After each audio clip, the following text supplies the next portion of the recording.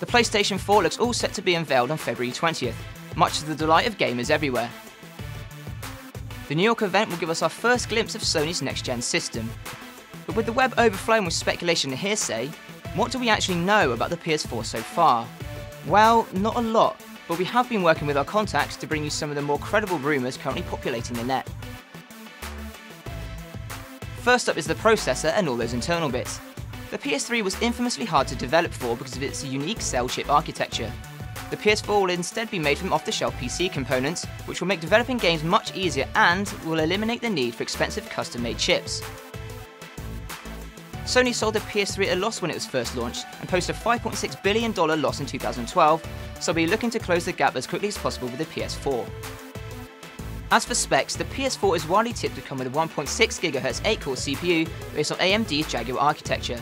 Intel's current Ivy Bridge i7 chips are around 1,400 times faster than this, meaning the PS4 isn't quite shaping up to be the technical powerhouse many were hoping for. A modified Radeon 7970M card will be providing the graphical grunt. So even though there will be a marked step up from PS3, even current gaming PCs should be able to outstrip Sony's next console.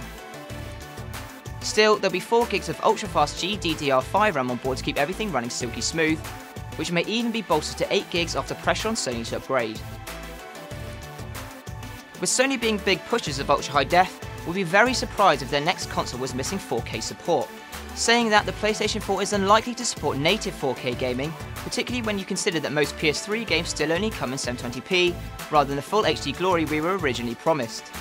Uncompressed 4K data is also huge, so instead we expect PS4 games to run at 60 frames per second in 1080p as standard.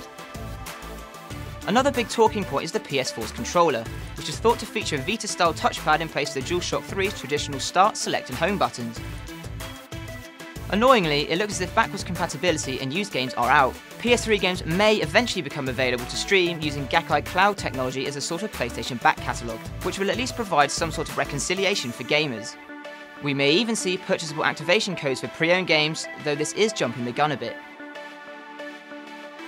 We were holding out for a cheaper console when PS4 eventually hit stores, though sadly the previously rumoured price tag of £200 is looking pretty doubtful. Instead, we reckon an initial cost of $300 to $400 when it launches in the US, which will probably translate as the same across the pond. The PlayStation 4 is expected to ship at the end of 2013 in Japan and the US, which probably means an early 2014 release for Europe,